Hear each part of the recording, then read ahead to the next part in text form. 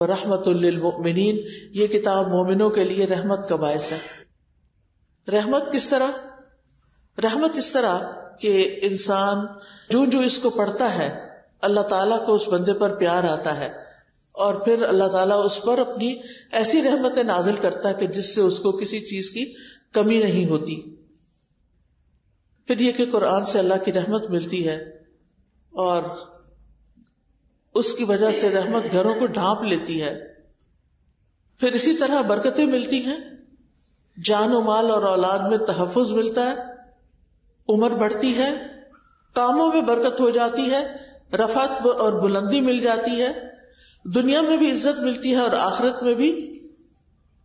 اور پھر ایک نیکی کا ثواب کتنا، یعنی اگر کسی شخص نے ایک نیکی کی ہے تو اس کو 10 گنا اجر ملے گا، لیکن ایک شخص نے خود بھی کی اور کسی اور کو بھی بتا دیا اور وہ آگے بھی بتا رہا ہے، ان سب کی نیکی بھی یہ شروع کرنے والے کو ملے گی. قرآن کی تلاوت عذاب قبر سے بچانے کا ذریعہ بھی ہے کہ جب انسان کو قبر میں لٹایا جائے گا اور اس پر کوئی بلا سر کی طرف سے آئے گی، نماز دل سے اس کو پروٹیکٹ کرے گی، دائیں طرف سے روزہ، بائیں طرف سے زکوٰۃ اور پاؤں کی طرف سے صدقات وغیرہ.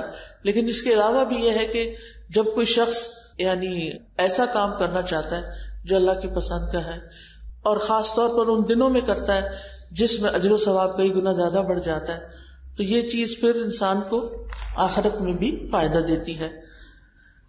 قیامت کے دن قرآن انسان کی شکل میں آئے گا اور کہے گا میں وہی ہوں جس نے تمہیں رات کو بیدار رکھا تھا اور دن میں تجھے پیاسا رکھا تھا. اب کیا چیزیں رات کو بیدار رکھتی ہیں بچوں کو؟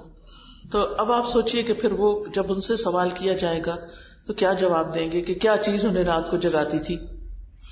کون سی چیز پھر قیامت کے دن ان کی سفارش کرے گی؟ کیونکہ قرآن کے پڑھنے والوں کی تو سفارش خود قرآن کرے گا. اور اسی طرح نبی صلی اللہ علیہ وسلم نے فرمایا قرآن سیکھو کیونکہ یہ قیامت کے دن اپنے پڑھنے والوں کی سفارش کرے گا. 2 روشن صورتیں سورۃ البقرہ اور آل عمران پڑھا کرو، سیکھو، کیونکہ یہ دونوں صورتیں قیامت کے دن سائبانوں کی شکل میں یا پرندوں کی 2 صف بستہ ٹولیوں کی شکل میں آئے گی اور اپنے پڑھنے والوں کا دفاع کرے گی، ان کی حفاظت کرے گی. پھر اسی طرح قرآن یا انسان کے حق میں گواہی دے گا یا خلاف گواہی دے گا. کس کے حق میں گواہی دے گا؟ جس نے اس کو پڑھا ہوگا، سمجھا ہوگا، اس پر عمل کیا ہوگا، اور اس کے برعکس کرنے والوں کے خلاف گواہی دے گا. قاری قرآن کے لیے عزت کا تاج اور اللہ کی رضامندی حاصل ہوگی، اور اسی طرح والدین کے سر پر بھی نور کا تاج پہنایا جائے گا.